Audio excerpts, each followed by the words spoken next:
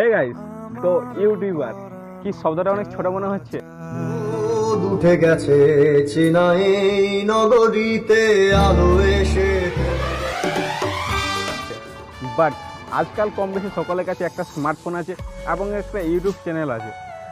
আর সেই চ্যানেলে তোমরা অন্যান্য লোকের ভিডিও দেখো, বাট তোমরা নিজে ভিডিও বানানোর চেষ্টা করো না।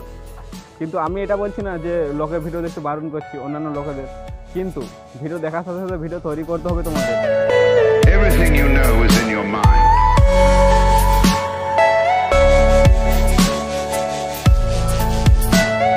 ইউটিউবে কম বেশি সকলে ভিডিও বানায়, কেউ বানায় ব্লগ, কেউ আর ফানি, আবার কেউ অন্যান্য ক্যাটাগরিতে ভিডিও বানায়, বাট আমি বানাই ব্লগ। এবার তোমরা হয়তো ভাবছো ব্লগ কি, তো ভাই ব্লগ কি এটা জানতে গেলে তোমাদের যেতে হবে ফ্ল্যাশব্যাকে। তো চলো ফ্ল্যাশব্যাকে যাওয়া। তো গাইস, আপাতত ফ্ল্যাশব্যাকে চলে এসেছি, মানে 2007 সালে।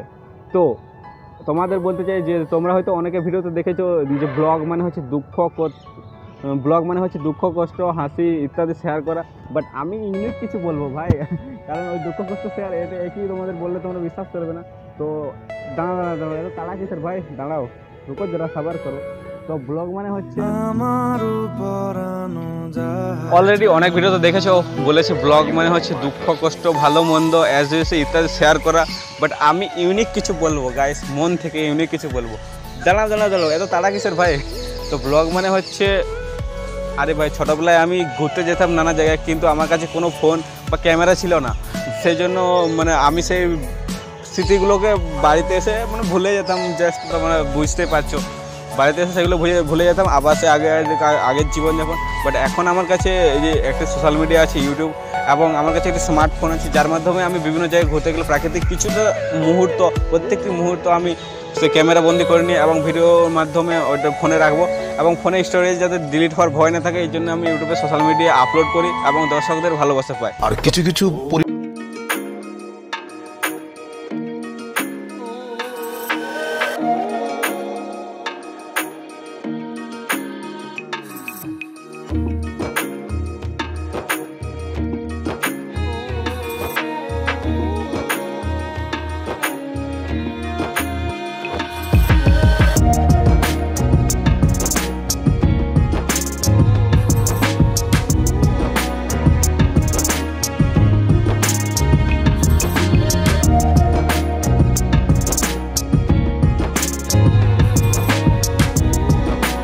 কমেন্ট আর সাবস্ক্রাইব করতে একেবারে ভুলে না। আর দেখা হচ্ছে নেক্সট ভিডিও, ততক্ষণের জন্য বাই। আর নতুন ব্লগ আসছে, ততদিনের জন্য বাই।